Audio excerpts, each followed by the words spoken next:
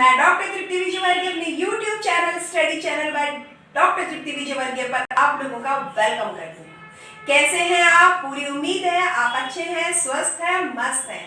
देखते रहिए, जोड़ते रहिए और जुड़ते रहिए मेरे चैनल के साथ। अभी तक अगर आपने मेरा चैनल सब्सक्राइब नहीं किया है तो जरूर सब्सक्राइब कीजिए, साथ में बेल आइकन को जरूर प्रेस कीजिए ताकि आने वाले नए वीडियोस का मैसेज नोटिफिकेशन में आपको मिलता रहे। आज की क्लास की शुरुआत करते हैं हमारे पुराने topic evolution and development of management thought के लास्ट क्लास यानी लास्ट पार्ट नंबर 5 से। आज क्या करने वाले हैं, जब हमने पार्ट 1 इसका बनाया था तो मैंने जो क्लासिफिकेशन बताया था उसमें लास्ट क्लासिफिकेशन था मॉडर्न अप्रोच, यानी आधुनिक दृष्टिकोण क्या है मैनेजमेंट के स्कूल्स के विचारों का, किस तरह से उद्भव हुआ और उनका कैसे विकास हुआ। तो मॉडर्न अप्रोच क्या है, इसको हम दो हिस्सों में बांटेंगे। The number 1 is system approach and the second number is contingency approach. System approach क्या है? सिस्टम अप्रोच का मतलब है तंत्र दृष्टिकोण। क्या है ये तंत्र दृष्टिकोण? देखो, किसी भी ऑर्गेनाइजेशन को आप तंत्र, महत्वपूर्ण तंत्र होता है वो, और वो तंत्र बनता है बहुत सारे सब पार्ट्स और सब सिस्टम्स के मेल से। एक्चुअली यूं कहा जा सकता है किसी भी ऑर्गेनाइजेशन को हम अगर एक सिस्टम मानते हैं तो एक इंटीग्रेटेड फॉर्म का सिस्टम होता है जिसमें बहुत सारी चीजों का, जो मल्टी लेवल हो सकती है, मल्टी डायमेंशनल हो सकती है, मल्टी वेरिएबल्स हो सकते हैं, उन सब का एक कॉम्बिनेशन होता है जो साइमल्टेनियसली वर्क करता है। एक तरीके से यूं कह सकते हैं, अगर हम एक ऑब्जेक्ट को गेन करना चाहते हैं तो केवल एक ऑब्जेक्ट के लिए एक रास्ता नहीं होता। There are so many passages on which we can attain the success by the mutual efforts of the every level and each and every level of the management. Each and every person has a prominent skills and it is very necessary कि हम उन सब लोगों के कौशल का, उनकी प्रतिभा का और उनकी ताकत का इस्तेमाल अपने ऑर्गेनाइजेशन के ऑब्जेक्ट्स को गेन करने में करें। तो ये जो इंटीग्रेटेड फॉर्म में, डायनामिक फॉर्म में जो हम मैनेजमेंट को देखते हैं, that is the system approach. क्या होती है सिस्टम अप्रोच? इसको समझ में आ गया है तो आगे बढ़ते हैं। बिजनेस की problem should be seen as a system, as a whole which is made up of subsystems. किसी भी संस्था में, किसी भी व्यवसायिक यूनिट में अगर हम किसी भी प्रॉब्लम को उठा के देखें तो उसका सॉल्यूशन केवल उसके सब सिस्टम्स के बने हुए, किस फॉर्म में वो बने हुए, किस फॉर्म में वो जुड़े हुए हैं, आपस में इंटर रिलेटेड कैसे हैं, इंटर रेलेवेंट कैसे हैं, उसी पर निर्भर करता है। तो ये कह सकते हैं it provides a bigger picture, एक बहुत बड़ा परिदृश्य, बहुत बड़ी तस्वीर हमारे सामने लेके आता है सिस्टम अप्रोच। और ये सिस्टम अप्रोच आज का नहीं है, कहने को तो हमने मॉडर्न अप्रोच की बात कही है इसे, लेकिन मैं आपको बता दूं कि 1950 के बाद से ये सिस्टम अप्रोच सीन में आ गया था, पर रिकॉग्नाइज इसे हमने आज के परिदृश्य में किया है। और आज के परिदृश्य में तो सिस्टम अप्रोच बहुत ही ज्यादा रेलेवेंट और इंपॉर्टेंट है। Without having the system approach no one can get the success, no organization can attain the objectives of the unit। तो हम ये कह सकते हैं किस तरीके से बनता है सिस्टम। अब जरा यहाँ ये देखिए, 4 चीजें बहुत इंपॉर्टेंट होती है किसी भी ऑर्गेनाइजेशन के सिस्टम फॉर्म में होने ना होने में। द नंबर 1 इज डिपेंडेंसी, हम कितना डिपेंडेंट है। The second one is responsiveness, उस डिपेंडेंसी से हम रिस्पॉन्ड कैसे करते हैं। आगे बात करते हैं रिजल्ट कैसे निकालते हैं, और फिर हमारा फोकस कैसे होता है। जरा ध्यान दीजिएगा, DRR एंड F कैसे।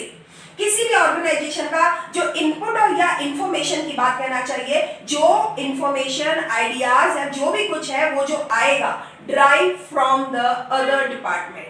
एक चीज ध्यान रखो, सिस्टम अप्रोच बहुत तरीके का हो सकता है, यानी ये 2 तरीके का होगा। एक होता है ओपन सिस्टम, एक होता है क्लोज सिस्टम।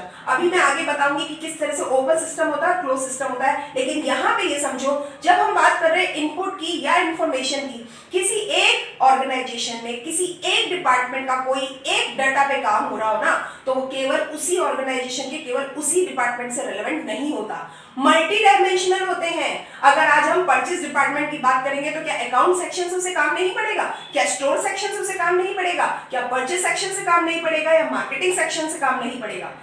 ये जो मल्टी डिसिप्लिनरी डिपेंडेंसी है या इंटर डिपेंडेंसी है, यही इसको सिस्टम में बताती है कि ये है इसकी सिस्टम की वैल्यू। तो इनपुट जो होता है वो हमें और दूसरे डिपार्टमेंट से भी लेना होता है। उसके बाद हम उसकी एनवायरनमेंट स्कैनिंग करते हैं।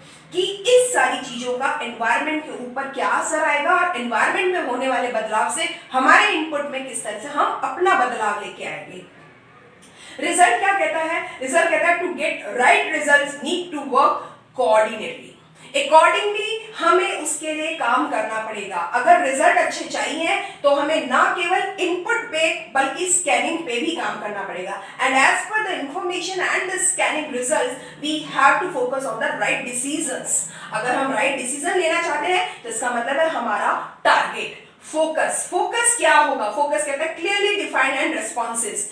इसकी रेस्पॉन्सेज और इसकी डेफिनेशन बिल्कुल क्लियर होना चाहिए। हमारा एक्चुअली फोकस क्या है, गोल क्या है, टारगेट क्या है। अगर हम ये बात कर पाते हैं कि हम अपनी डिपेंडेंसी को, अपनी रेस्पॉन्सिवनेस को, अपने इस रिजल्ट को और फोकस को बिल्कुल एकजुट फॉर्म में, जैसे एक मुट्ठी की ताकत होती है वो एक सिस्टम ही मान लो, इसमें हर एक चीज की अपनी वैल्यू है। 4 उंगलियां और एक अंगूठा है हमारे पास और इन चारों पांचों की हमारी अपनी अपनी वैल्यूएशन है। किसी एक में भी इंजरी हो जाती है तो हमें तकलीफ होती है। बिल्कुल ऐसा ही है एक ऑर्गेनाइजेशन में अगर मजबूत ताकत को देखना है तो जस्ट मुट्ठी के फॉर्म में देखिए उसे। तो ये है सिस्टम। अब सिस्टम मैंने आपको बताया 2 तरीके का होता है, ओपन सिस्टम, क्लोज सिस्टम। देखो बात को समझ लो, कई बच्चों को नहीं पता होता है कि तंत्र कितने 2 तरीके से हो सकता है। खुला तंत्र भी होता है और बंद तंत्र भी होता है।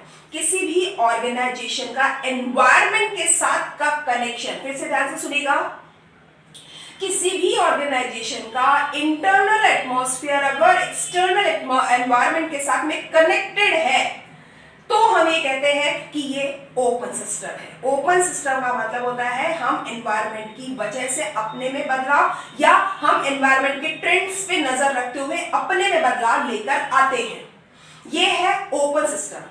कई ऑर्गेनाइजेशंस ऐसी होती हैं जो क्लोज सिस्टम्स फॉलो करती है, यानी एनवायरनमेंट को वो नहीं फोकस करती, उस पर नहीं ध्यान देती और वो जो काम कर रहे हैं बस वही वो काम कर रहे हैं। अब अगर मुझे एक बात बताइए, अगर मैं बात करूं कि एक ऑटोमेटिक वॉच है, उसको हम कह सकते हैं इसका सिस्टम जो है क्लोज एंडेड है। क्लोज सिस्टम क्यों है? क्योंकि एनवायरनमेंट के बदलाव से उसमें जो भी चेंजेस हो रहे हैं उससे उसके मैकेनिज्म पे कोई फर्क नहीं पड़ रहा है। Once it is set, once it is programme, there is no requirement of change. लेकिन एक अच्छी वॉच हम तभी कहते हैं जब आने वाले ट्रेंड्स के हिसाब से, टेक्निक के हिसाब से उस वॉच में बदलाव होता है और अपग्रेडेशन होता है। तो इसका मतलब क्या है? रीस्ट्रक्चरिंग की रिक्वायरमेंट फिर भी रही ना, तो हम यही कह सकते हैं कि ओपन सिस्टम वो होता है जो अपनी इनपुट, उसकी इनपुट का ट्रांसफॉर्मेशन और उसके आउटपुट के साथ साथ एनवायरनमेंट के साथ इंटरकनेक्टेड रहता है, उसका फीडबैक लेता चलता है। क्या तो हमारे एनवायरनमेंट से मिलकर के हम इनपुट बना रहे हैं और इनपुट का प्रोसेसिंग करके आउटपुट लेके जाते हैं। इन दोनों चीजों में एनवायरनमेंट का रोल हमें देखना होगा। What actually the atmosphere demands and what we are supplying, it is very essential to matter. तो ये जो चीज है यही है ओपन सिस्टम। हम यूं कह सकते हैं जैसे हमारी बॉडी है, हमारी बॉडी होम्योस्टैटिक मोड पे है। होम्योस्टैटिक मोड क्या होता है? जो बाहर वाली चीजों से बदलाव नहीं लाता। हमारे बॉडी का एक जो टेम्परेचर, एक मॉडरेट टेम्परेचर है, उसके बाद अगर बाहर के टेम्परेचर में अगर बदलाव होता है तो एक लेवल तक तो हम एडजस्ट कर जाते हैं। उसके बाद क्या होता है? हमें उसके एडजस्टमेंट के लिए बाहरी चीजों के हिसाब से अपनी बॉडी को प्रोटेक्शन देना होता है। बिल्कुल ऐसा ही ओपन सिस्टम में होता है कि एक बिगर पिक्चर अगर ये दे रहा है तो ये फीडबैक और एनवायरनमेंट स्कैनिंग को फोकस करता है और ये कहता है कि बाहर के वातावरण पे स्कैनिंग करना, ना केवल स्कैनिंग बल्कि उसके हिसाब से एडजस्टमेंट्स करना, उसके हिसाब से डेवलपमेंट करना, इट इज वेरी नीडेड, बहुत ज्यादा जरूरी होता है। तो ये सारी चीज होती है सिस्टम अप्रोच में, जिसको हम मॉडर्न अप्रोच का फर्स्ट पार्ट कह सकते हैं। अब एक दूसरे पार्ट पे आते हैं, that is a contingency approach. आकस्मिकता दृष्टिकोण है ये, इमरजेंसी भी कहते हैं इसको, सिचुएशनल भी कहते हैं। ये कहते हैं सिचुएशनल अप्रोच है। इसमें क्या करना होता है? जिस तरह की भी परिस्थिति हो, जिस तरह की भी स्थिति हो, उसके हिसाब से निर्णय ले लो।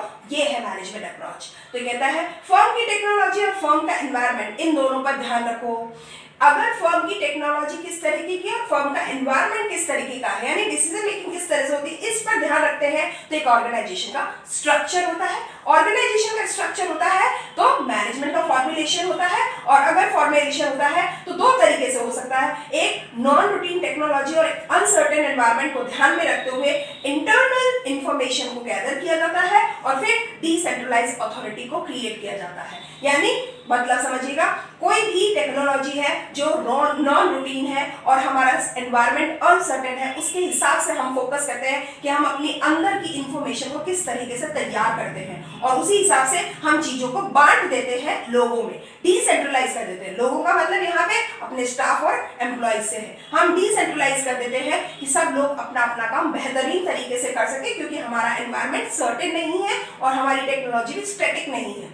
एक और चीज होती है, जब हम अपने routine technology and certain environment को ध्यान में रखते हुए हमारी एक्सटर्नल इंफॉर्मेशन को तैयार करते हैं और उसके हिसाब से हम अपनी अथॉरिटी को सेंट्रलाइज कर लेते हैं। इसका मतलब क्या हुआ? इसका मतलब ये हुआ कि कंटिजेंसी अप्रोच ये कहती है कि हमें सेंट्रलाइज और डिसेंट्रलाइज अथॉरिटी दोनों की इंपॉर्टेंस को ध्यान में रखना चाहिए। Generally we believe in the centralised authority, लेकिन एक अच्छा मैनेजमेंट वही होता है जो अपने स्किल्स, जो एम्प्लॉइज हैं या एक्सपर्ट्स हैं, उनको ध्यान में रख करके डिसेंट्रलाइजेशन करते हैं और टाइम टाइम पर उनकी चीजों की परीक्षा लेते रहते हैं, ताकि कि अनसर्टेन एनवायरनमेंट में सस्टेनेबल जो परसेंटेज है या सर्वाइवल रेट है उसको हाई किया जा सके।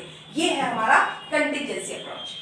होपफुली आज की क्लास में आपको ये दोनों अप्रोच समझ में आएंगे, और इसी क्लास के साथ में हमारा जो इवोल्यूशन एंड मैनेजमेंट थॉट्स का डेवलपमेंट है, इस चैप्टर को, इस टॉपिक को आज हम खत्म करेंगे। आपको ये पूरा मैंने बहुत डिटेल में पढ़ाया है। आपको ये क्लास पूरी कैसी लगी, ये टॉपिक क्या आपको समझ में आया, क्या इससे पहले आपको इतनी सारी बातें पता थी? ये सब चीजें मुझे आप मेरे कमेंट बॉक्स में जरूर कमेंट करके बताइए। I really wait for your comments. Thank you and keep watching my videos. Thank you.